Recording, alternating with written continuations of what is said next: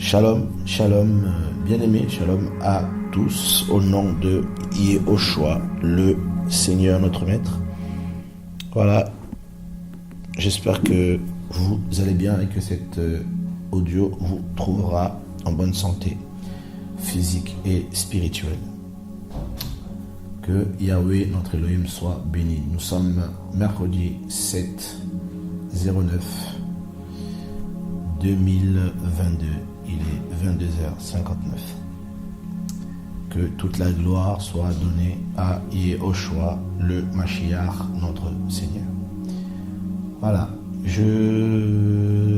J'avais à cœur depuis quelques jours, beaucoup de jours, de partager sur une pensée que j'avais, en tout cas, et cette pensée a beaucoup effleuré l'esprit, et donc c'est sur la séparation. La séparation que nous devons vivre continuellement en tant que chrétiens. Donc je vais essayer, grâce au Seigneur, de partager là-dessus pour que nous comprenions ce principe. C'est un principe spirituel. La séparation est un principe spirituel. Nul ne peut vraiment vivre, aucun humain, je veux dire, étant dans le corps des hommes, ne peut expérimenter la gloire du Seigneur, ne peut expérimenter de vivre le Seigneur, ne peut expérimenter de connaître le Seigneur, ne peut expérimenter d'être avec le Seigneur s'il ne subit pas de façon continuelle la séparation.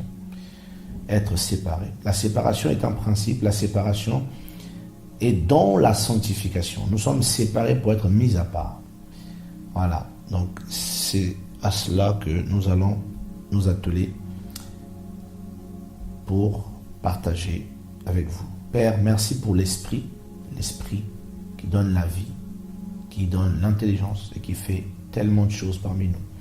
Merci pour ton esprit, merci pour la vie de l'esprit en nous. Merci pour le Réma, merci pour l'aide que tu nous fournis. Et je te bénis pour tout un chacun, toutes les personnes qui viendront écouter cette parole, puisses-tu les bénir et ouvrir leur intelligence et nous enseigner encore, Seigneur, afin que nous puissions comprendre ta parole au nom de Yehoshua, le Seigneur. Voilà, donc je disais que le Seigneur sépare ses enfants, parce qu'en tant qu'humains, nous sommes des êtres faits de chair et de sang, et nous avons des faiblesses, nous avons des raisonnements, des compréhensions. Et nous avons aussi des comportements, des caractères. Et certaines choses spirituelles ne peuvent pas être données à un chrétien si le Seigneur ne le sépare pas. Ne le sépare pas d'abord de lui-même. Je vais essayer de ne pas trop prendre de versets aujourd'hui, si je peux, et puis si on est contraint, on va y aller, pour vraiment parler, et ceux qui sont spirituels vont comprendre, parce que je ferai certainement allusion à la parole, et vous allez reconnaître la parole du Seigneur, parce que je pense que nous méditons l'évangile.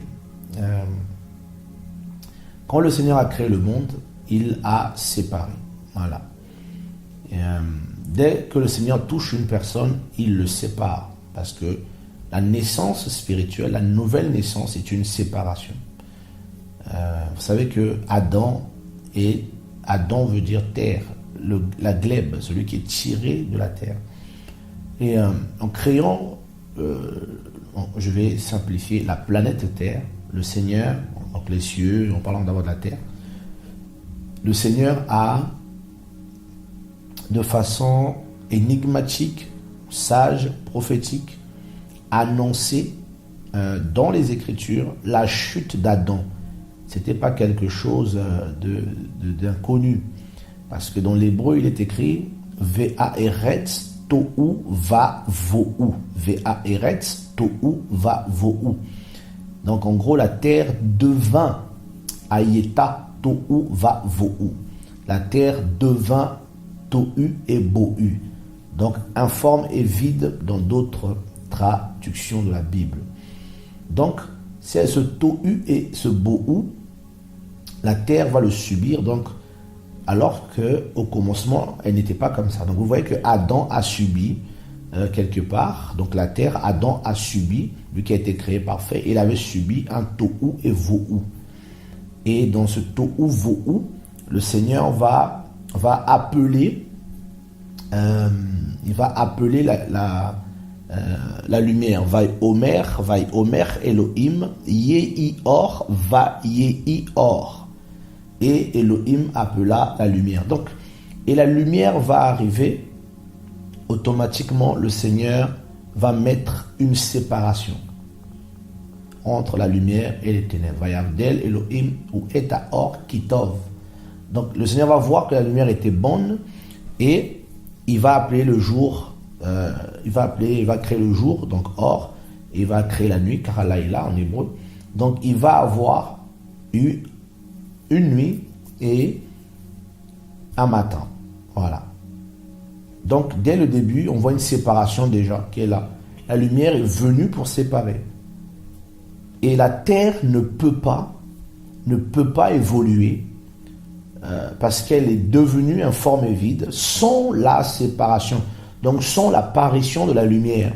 Donc la lumière qui est la vérité, la lumière qui est la vie, la lumière qui est en même temps Yehoshua, donc c'est lui, c'est elle qui emmène la séparation. Automatiquement, la vie chrétienne est une vie de séparation, la vie spirituelle est une vie de séparation. Il n'y a pas de gloire, il n'y a pas de révélation de gloire, de lumière, s'il n'y a pas séparation. Et je vais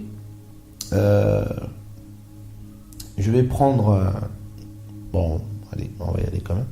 Je vais prendre le livre de Genèse, le chapitre 1er, à partir du verset 6, si je... Voilà.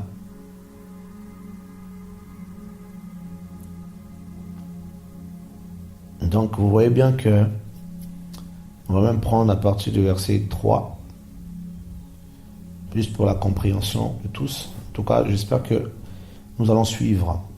Elohim dit, donc Genèse 1, Bereshit, 1er, verset 3. Elohim dit que la lumière apparaisse, et la lumière apparut. Et Elohim vit que la lumière était bonne, et Elohim sépara la lumière de la ténèbre. Et j'aime beaucoup lire souvent, enfin, j'aime bien lire parfois la Bible en hébreu, et en essayant de comprendre certains mystères. Et vous verrez que le verset 4 dit « Elohim vit que la lumière était bonne, et Elohim sépara la lumière de la ténèbre. » Donc, quelque part, il n'y avait que la ténèbre. Il y avait les ténèbres à la surface de l'abîme. De l'abîme. Et parce qu'il n'y avait plus, comme disent certains exégètes juifs, il y avait une absence de la lumière. Vous voyez un peu? Donc la terre, dans sa forme, dans l'état où elle était complètement vide. Il était en tohu et vohu. Il n'y avait plus en elle de lumière dès le commencement. Donc pour que la terre soit éclairée, pour que l'homme soit éclairé, il faut cette lumière. Et la lumière a été appelée. Vous voyez, ce n'est pas quelque chose que l'homme a parfois même désiré. L'homme ne l'a pas appelé. C'est Elohim qui a vu et qui a appelé que la lumière apparaisse. Et dès que la lumière est apparue, le premier principe a été la séparation. Dès que la lumière est arrivée, la lumière a emmené la séparation. La lumière nous permet de voir. La lumière, c'est la vision. La lumière, c'est l'éclairage. Donc, dans nos vies chrétiennes, il peut arriver un moment où on n'a plus la même clairvoyance que certains. Et il faille se séparer avec certaines personnes qui ne voient pas les choses comme nous, qui ne comprennent pas les choses comme nous.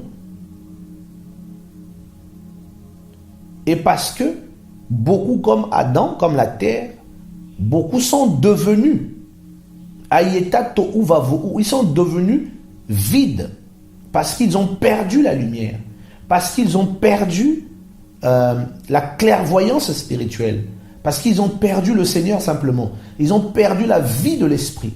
Et souvent quand quelqu'un perd la vie de l'esprit, La seule chose qui lui reste là, souvent, c'est les murmures, les querelles, les conflits, les attaques, les apitoiements, les oh moi ceci, oh moi cela, oh moi on m'a dit, oh moi on m'a fait, oh moi oh moi, oh non, moi je vois pas les choses comme ça. La parole dit quoi? Parce que moi, c'est bien beau. Mais moi, mais que dit la parole? Parce que la vérité, la lumière, c'est la parole. La lumière, c'est la parole. Donc la première séparation, c'est lors de l'éclairage du Seigneur, la clairvoyance, la conversion. Parce que la lumière, quand elle touche la terre ici, elle va séparer la terre. Mais il y aura deux réalités, frères et sœurs. La lumière et les ténèbres. La ténèbre ne va pas être brisée, mais juste une séparation. Il y a un temps pour tout. Le Seigneur se sépare. La terre, non, sur la terre, il faisait nuit et jour. Il fallait une séparation. Parce que c'est dans la lumière qu'Élohim se révèle. Et je vais prendre un autre passage avant de revenir, qui me vient donc au niveau de le livre de Yohanan, Jean, le chapitre 1er. Voilà, Jean 1er, à partir du verset 1er, vous allez voir. Au commencement, donc Bereshit, était le Logos, dans d'autres versions, la parole. Et le Logos était vers Elohim, et Elohim était le Logos. Il était au commencement vers Elohim. Toutes choses ont été faites par lui, et rien de ce qui a été fait n'a été fait sans lui. En lui était la vie, et la vie était la lumière des humains. Et la lumière brille dans la ténèbre, mais la ténèbre ne l'a pas saisie. La ténèbre n'a pas saisi la lumière. D'autres versions, il écrit « reçu ». Mais ce mot grec vient de « katalambano » qui signifie se saisir. Saisir quelque chose comme pour en faire son propre bien, s'approprier, faire une saisie ou prendre possession d'eux. Donc vous comprenez que tout le monde ne peut pas saisir une parole qui vient du Seigneur dans leur génération. Tout le monde n'a pas la capacité de comprendre, de saisir quelque chose comme pour en faire son propre bien. Une parole que le Seigneur te donne, une parole que le Seigneur envoie. Vous voyez un peu donc, pour prendre possession de la chose. Beaucoup ne saisissent pas la lumière, parce que la lumière vient pour donner de la clairvoyance, te faire comprendre quelque chose, te faire saisir quelque chose, te donner quelque chose pour que tu t'appropries, faire une saisie ou prendre possession d'eux. Vous voyez, c'est très important. Donc la Bible dit ici que la lumière brille dans la ténèbre, mais la ténèbre ne la saisit pas. La ténèbre est incapable de saisir la lumière. Or, beaucoup ont l'intelligence obscurcie. Vous pouvez leur prêcher la vérité, leur dire la vérité, et ils vont toujours la combattre. Or, dans la lumière, il y a la vie. En lui était la vie. Donc, la lumière, il y a la parole. Et nous savons que Yahushua est la parole. Ça, nous en sommes convaincus. Donc, dès Genèse, le Seigneur va annoncer une réalité extraordinaire ici, en mettant la séparation. Or, toute chose a été faite, rien n'a été fait sans elle, rien n'a été fait sans la lumière, sans la parole. C'est clair. Mais comment est-ce possible? Et car on a dit au commencement, mais regardez vous-même. Regardez vous-même. Au verset 6, dès que le Seigneur va mettre la séparation entre la lumière et les ténèbres, qu'est-ce qui se passe? Elohim dit que le firmament apparaisse entre les eaux et qu'il sépare les eaux d'avec les eaux. Vous voyez, donc il y a une autre séparation. Quand la lumière a apparu, Elohim a vu que la lumière était bonne, donc on a séparé les eaux. Les nations ont été séparées. Les peuples ont été séparés. Ceux d'en haut, qui sont vers le firmament, là je parle de façon prophétique, et ceux d'en bas, qui sont des impies, vous voyez un peu qui sont en bas. Elohim fit le firmament, il sépara les eaux qui sont en dessous du firmament d'avec celles qui sont au-dessus du firmament. Il en fit ainsi. Frère, on ne peut pas mélanger les eaux. On ne peut pas mélanger la parole. On ne peut pas mélanger le peuple. Il y aura toujours une séparation entre les enfants du diable et les enfants du Seigneur. Il y aura toujours une séparation entre les choses qui sont de la terre et les choses qui sont d'en haut, qui sont du firmament. Il y aura toujours une séparation entre les mauvaises choses, les mauvais comportements et les comportements célestes. Il y aura toujours une séparation entre les fruits de l'esprit et les fruits de la chair et les fruits de l'ennemi. Verset 9, Elohim dit que les eaux qui sont en dessus soient rassemblées en dessous soient rassemblées en un lieu et que le sec apparaisse. Vous voyez un peu les gens de Satan, là, les enfants du diable sont toujours ensemble pour faire le mal. Ils se rassemblent. Donc c'est un principe dès le commencement, la séparation. Vous voyez un peu? Donc depuis Genèse, la séparation entre la lumière et les ténèbres est évidente. Évidente. Et la séparation, la lumière emmène, nous donne de posséder la vérité, de connaître la vérité, de voir. Or, la Bible dit que Yehoshua est la lumière. Je crois que c'est Jean 8, 12. Yehoshua est la lumière. Mais ceux qui sont dans les ténèbres ne peuvent pas le comprendre. Or, saisir Yehoshua, c'est pas seulement confesser, ah oui, moi je suis chrétien. Yehoshua est la parole, c'est toute la parole qu'il faut saisir. Parce que quand il est venu, beaucoup attendaient le Messie, mais ils ne l'ont pas saisi. Beaucoup même des chefs juifs croyaient qu'il était vraiment le Messie, mais ils n'en faisaient pas l'aveu. Ils n'ont pas voulu prendre possession, comme c'est écrit, Katalambanu. Ils n'ont pas voulu prendre possession de ce qui leur a été envoyé comme lumière. Et ils sont passés à côté. Parce qu'ils ont été dans les sentiments. Ils préférèrent la gloire des humains au lieu de la gloire d'Elohim. Donc, ils sont restés dans les sentiments. Non, mais je le connais depuis longtemps, je connais son témoignage, je connais ceci. Mais que dit l'esprit? Toi, tu connais. Mais c'est l'esprit qui rend témoignage. Mais l'esprit dit quoi? Les sentiments. Vous voyez un peu? Les sentiments empêchent les gens de se séparer.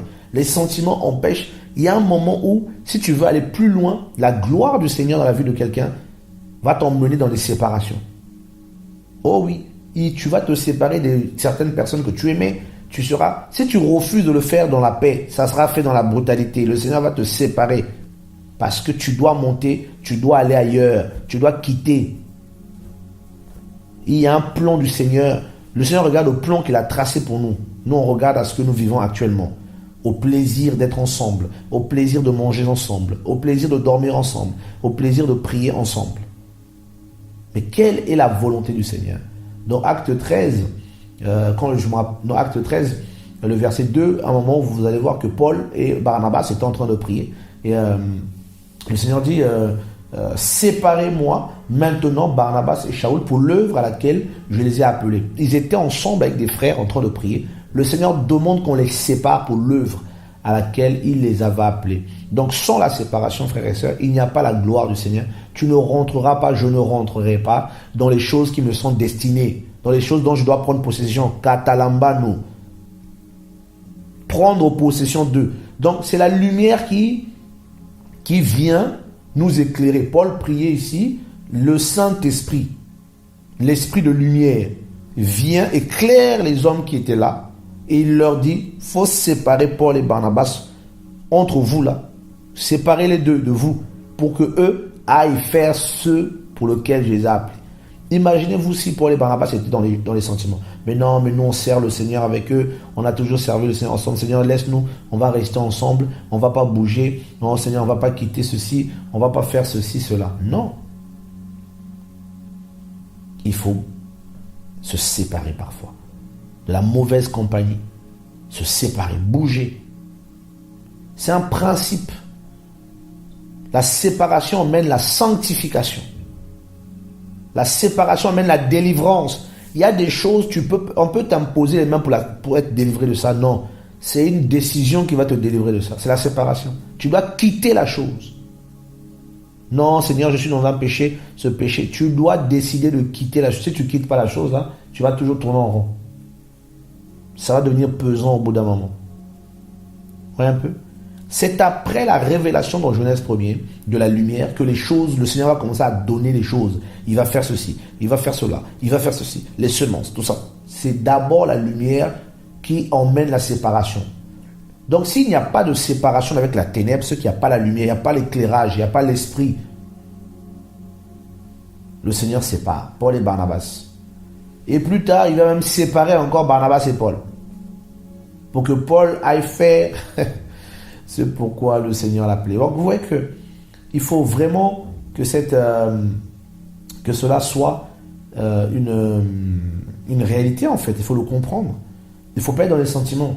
Quelqu'un qui commence à ne pas respecter la parole, qui commence à attaquer la parole, qui commence à attaquer les principes du royaume. Séparez-vous de la personne. Pourquoi vous... Les sentiments, non, on va d'abord le reprendre. Oui, c'est bien beau de le reprendre, mais quand vous voyez qu'il y a l'entêtement, séparez-vous.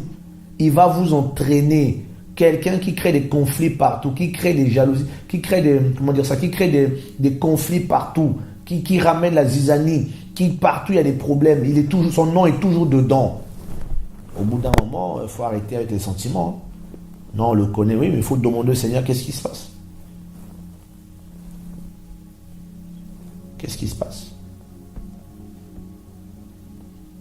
On ne peut pas vivre une certaine gloire du Seigneur si on n'est pas séparé de beaucoup de choses. Regardez un homme dans la Bible, que beaucoup connaissent, vous le connaissez certainement, dans Genèse, le chapitre 35. Ce passage m'a beaucoup interpellé il y a peut-être peu de temps, peut-être 1 an ou 2 ans, je ne sais plus. Les enseignements que le Seigneur me donnait, parce que des fois, il te sépare des choses, des gens, mais il te sépare, il va te planquer loin. Parce qu'il veut travailler tes sentiments, il veut... Voilà, la séparation n'est pas forcément quelque chose il faut qu'il y ait forcément une guerre. Non, des fois, il faut se séparer simplement parce que le Seigneur t'attend ailleurs. Voilà, si tu ne comprends pas, il veut te séparer de certaines habitudes, de certaines personnes. Si tu refuses, ça sera brutalement. Bereshit 35, Jacob, vous connaissez, à partir du verset 1er que je vais lire. Or, Elohim dit à Jacob, lève-toi. Oui, il faut te lever. Monte à Bethel et demeure-y. Vous rencontrez, ici, Jacob avait rencontré la pierre angulaire, le Mashiach. Il avait oint cette pierre à Bethel. Et il s'est baladé partout. Il a eu beaucoup de choses à faire, mais il n'était plus à Bethel. Il avait quitté Bethel, où il avait vu l'échelle, où la vision du ciel lui a été confiée, où il a vu l'échelle monter, les anges monter et descendre. Il a oint la pierre, Machar, le mot oindre. Il a oint une pierre, il a dit certainement c'est ici la demeure d'Elohim. Et ça a été nommé Bethel, maison d'Elohim, frères et sœurs. Et le Seigneur lui dit après moult péripéties, il lui dit, lève-toi, monte à Bethel et demeure-y. Pourquoi lève-toi? Parce que Jacob était assis. Il n'était plus à Bethel.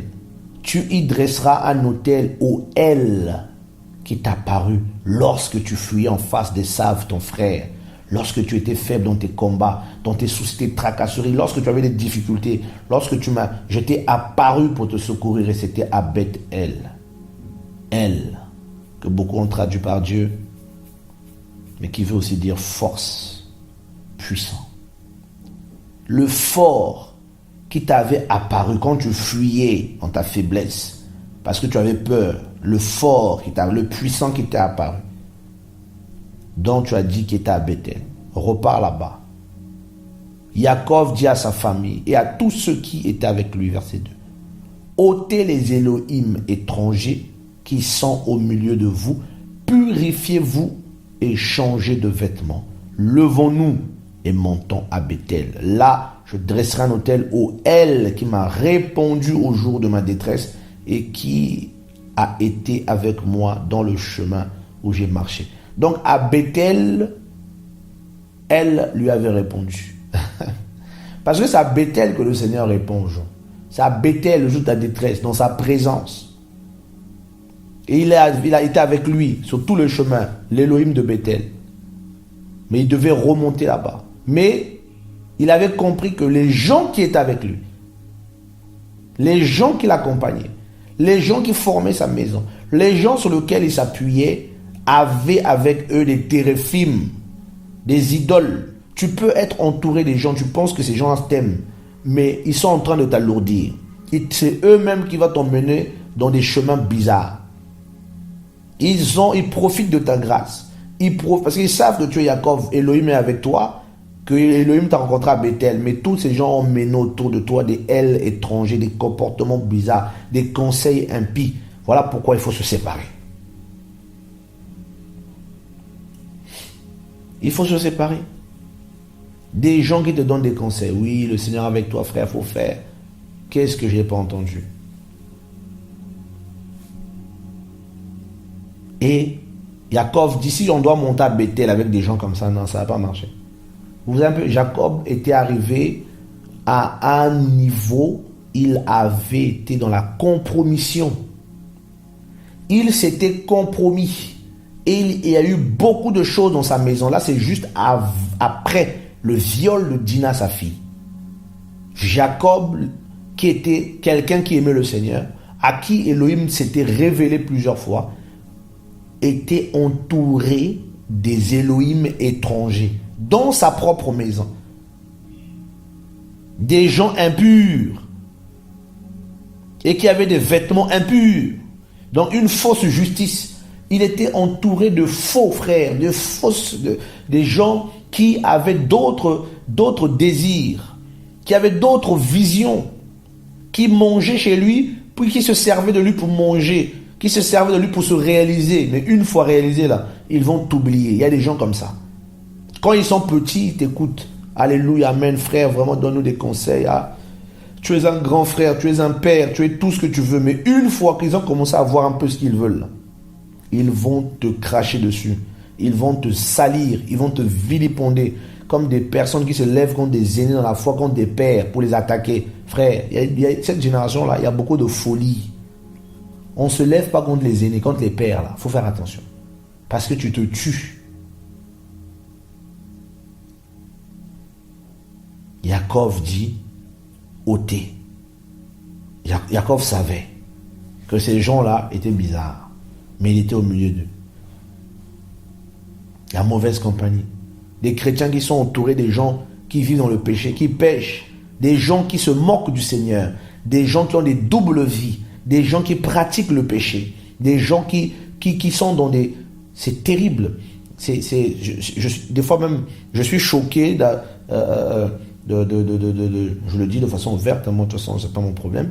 Je vois dans les assemblées, même ici à Pointe-Noire, au Congo, je vois des gens, des frères qui sont dans l'œuvre depuis des années, qui sont entourés des frères et des sœurs que je connaissais de vue, qui vivent consciemment dans le péché. Et étant sur place, tu dis, mais vous deux là, c'est comment? Non, vous êtes mariés, non, vous avez des enfants. Et vous venez prier ici depuis tout ce temps qu'on vous voit, qu'on revient dans l'émission, on vous voit. Des gens qui témoignent, non, le Seigneur m'a aidé, j'ai chassé ça, tel esprit. Et l'esprit te dit, non, il n'est pas marié lui. Tu dis, mais tu dis ta femme, mais vous n'êtes pas marié. Des gens qui ont des Elohim étrangers, des vêtements impurs. Et vous voyez, parce que beaucoup, on n'est plus à Bethel. Parce qu'à Bethel, si tu viens avec les vêtements étrangers, tu vas mourir.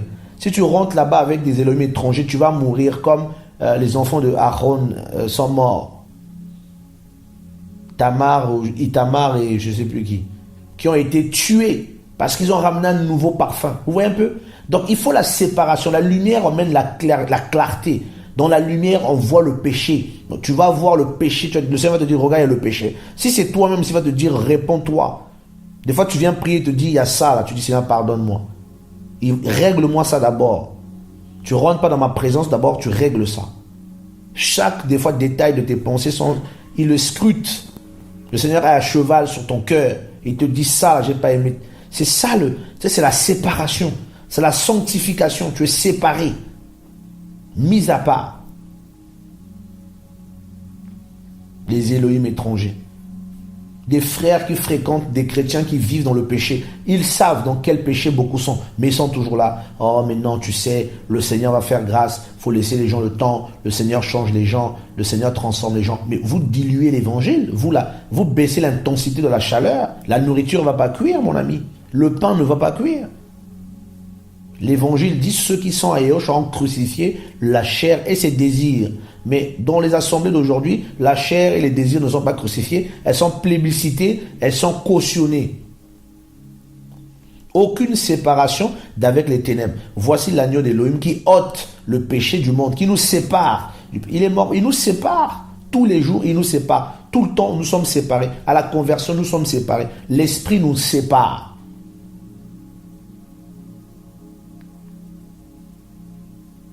Mais regardez un homme comme Jacob, l'élu de Yahweh. entouré des gens qui vivaient dans le mal. Même sa propre femme avait des théraphim dans lesquels elle était assise dessus.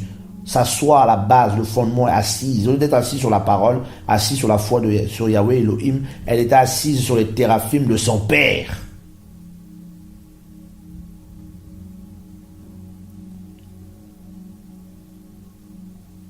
Le verset 4, alors ils donnèrent à Yaakov tous les Elohim des étrangers qui étaient entre leurs mains et les anneaux qui étaient à leurs oreilles. Yaakov les cacha sous un térébinthe de la justice, qui est près de Shechem.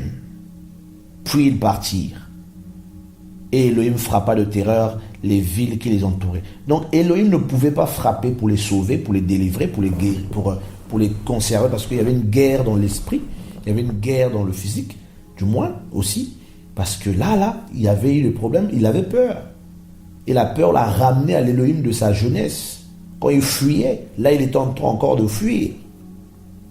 Mais là, je ne peux rien faire parce que regarde, tout ce que tu as accumulé, tu as fait un chemin, le Seigneur a commencé à te parler, à t'utiliser un peu, tu t'es entouré des gens, et c'est ceux-là même qui emmènent les Élohim étrangers autour de toi.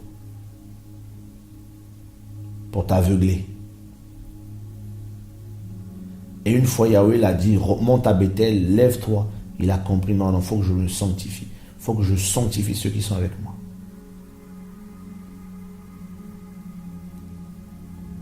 La séparation peut emmener la mort. La séparation. C'est terrible.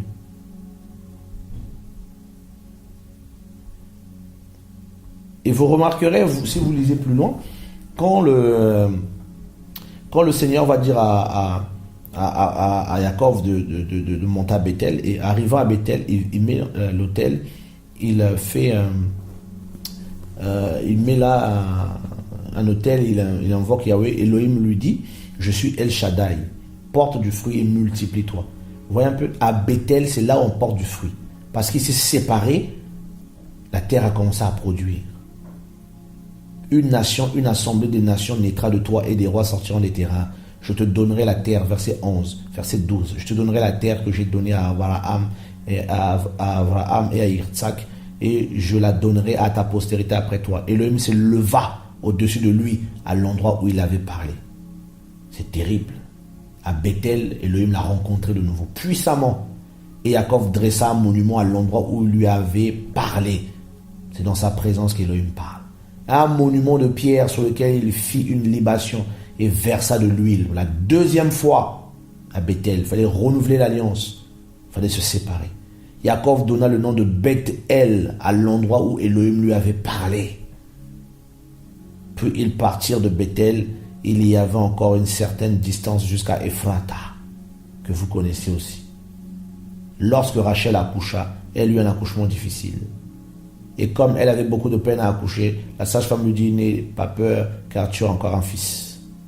Et Rachel va mourir. Dès Bethel, là, le Seigneur commence à travailler les sentiments de Yaakov. En tuant sa femme, qui était assise sur les... Elle était assise sur les térébinthes, elle, là. Le Seigneur l'a pris tout de suite. Les térébinthes ont été rendus, mais cette fois-ci, au niveau du cœur, à la fois que ça part.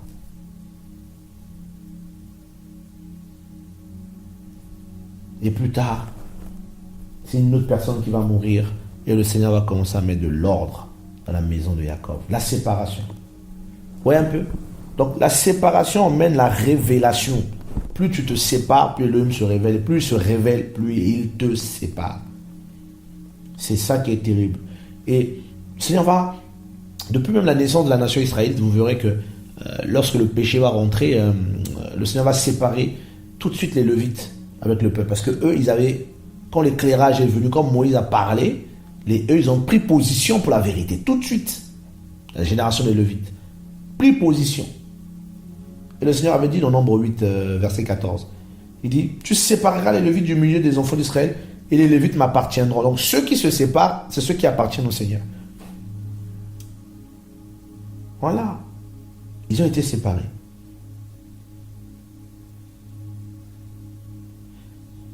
Et je prends un autre passage, vous allez voir, dans le livre de Nombre 16, Bad Midbar 16, 9. pour que nous puissions comprendre par rapport au 8, simplement.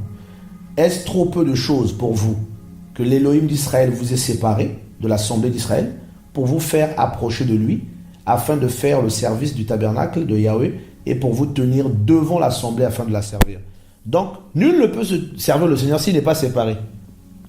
Le Seigneur a séparé les enfants d'Israël, enfin du moins les Lévites, et pour que les Lévites se tiennent devant lui. Et la parole est venue pour nous séparer. Et jusqu'à la fin de toute chose, le Seigneur va continuer à séparer son peuple. Les impies, les méchants, avec les chrétiens.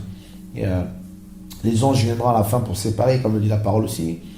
Dans Matthieu 13, 49, à l'achèvement de l'âge, les anges vont venir séparer les bons et les méchants. Je crois que dans Matthieu 25 aussi, verset 32, les nations seront rassemblées devant lui et il va séparer les uns avec les autres, comme le berger sépare les brebis avec les boucs. Donc le Seigneur va séparer. Voilà. Et au niveau de la vérité, la séparation aussi, c'est au niveau de la culture, des coutumes, frère. Il y a tellement de dégâts au niveau de la coutume, les cultures des peuples que nous rencontrons un peu partout, mais particulièrement en Afrique. Il y a des coutumes qui ont pris la place de l'évangile.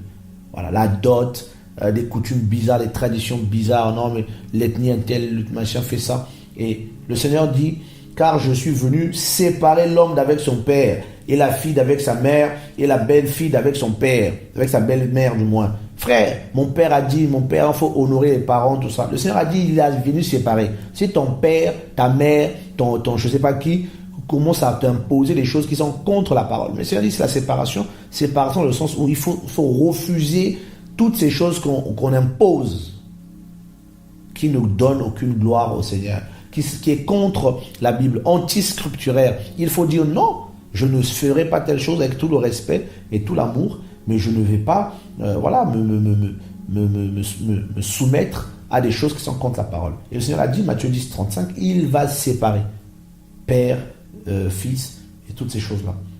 Il ramène la séparation. Il y a beaucoup de chrétiens qui sont complaisants.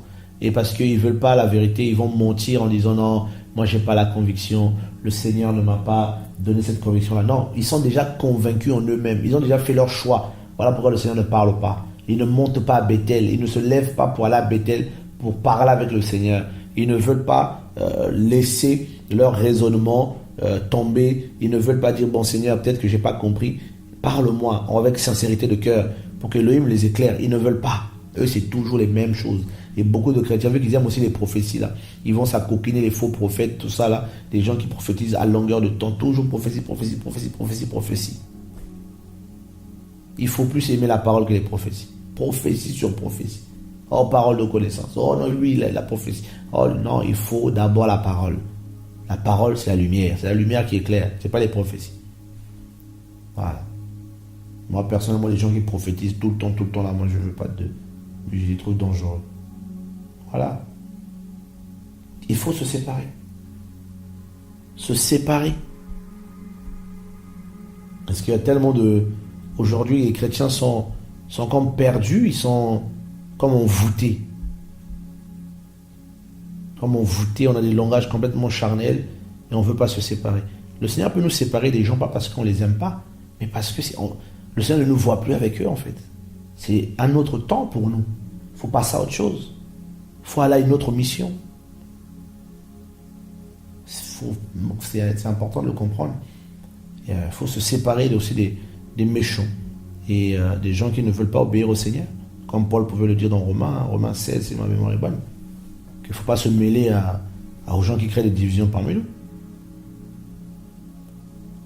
Non, il n'y a pas de rapport entre la lumière et les ténèbres. On peut pas des gens qui combattent la vérité au nom de je ne sais pas quel sentiment, au nom de je ne sais pas quel amour on veut continuer à les fréquenter. Il y a un problème. La Bible est claire, 2 Corinthiens 6, c'est très clair. On va même lire ça. 2 Corinthiens 6, 14. Ne portez pas un même joug avec les incrédules, car quel rapport y a-t-il entre la justice et la violation de la Torah? Mais quelle communion y a-t-il entre la lumière et la ténèbre? Il n'y a pas de communion. Communion, il n'y en a pas. On n'a pas à communier avec la ténèbre, on ne peut pas. Mais quel accord y a-t-il entre Mashiach et Bélial? Il n'y en a pas. Ou quelle part a le fidèle et l'incrédule? Il n'y en a pas. Mais quel accord y a-t-il entre le temple d'Élohim et les idoles? Il n'y en a pas. Car vous êtes le temple de l'Élohim vivant, selon ce qu'Élohim a dit. J'habiterai et je marcherai au milieu de vous deux.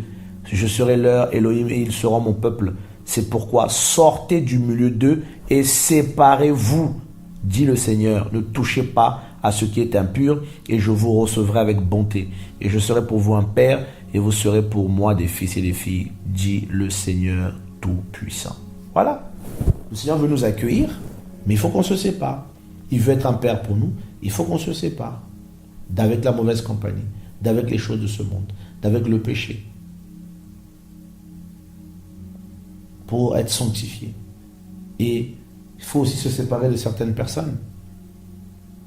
Je me rappelle, le Seigneur, un moment, il m'a dit, sépare-toi de telle personne. Et j'ai pris mes dispositions, mais après j'ai oublié, et puis la personne m'a créé des problèmes. Et le Seigneur m'a dit, mais je t'avais dit quoi? Je ne t'ai jamais dit de le réintégrer. Quelques mois sont passés, j'ai oublié ce que le Seigneur m'avait dit. Et d'autres, le Seigneur te dit, sépare-toi. Et tu te sépares, mais au bout d'un moment, les sentiments, parce que...